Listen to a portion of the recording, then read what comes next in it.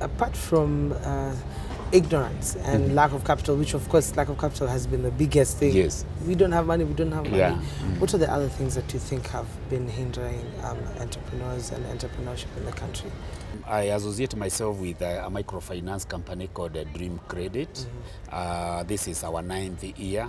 And one of our biggest challenge that has really hampered our growth is dealing with the millennial generation. When you hire them, you train them, you put so that they support your dream, you find that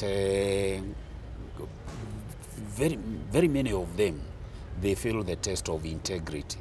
They want higher salaries, but they don't want it to put in their best efforts. So the integrity is in short supply, so that every other 2 years, you find that you are replacing your whole team. And that has really stifled the growth of SMEs. Let's talk about recruitment, which is a very hard process. It is. What are the things that entrepreneurs should be looking at in that area? With all these lessons that we are learning in entrepreneurship, now we are learning that you hire people for their attitude and you train them for skills. And that's why you saw the other day, our print media, I think it was headline news, that majority of employers now are preferring people with the diplomas to degrees. Because the headline, I think I saw it and I was like, wow. Yeah, because after you are through with the university education, you feel that your certificate entitles you to a very high salary. But for us employers, our thinking is different. We pay people on the basis of the contribution they are going to make. So if a person with a diploma gonna make a better contribution than somebody with an MBA, then why should I hire somebody with an MBA? And that is something that young people should know, that employers hire people on account of the contribution they will make.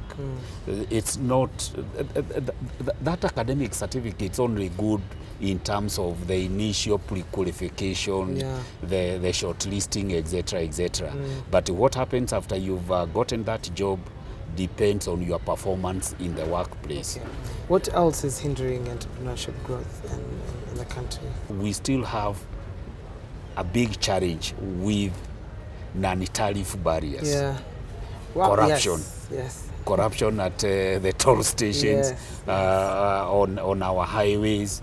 If you are in matatu business, you find matatu owners are always complaining about corruption with the traffic police and what have you.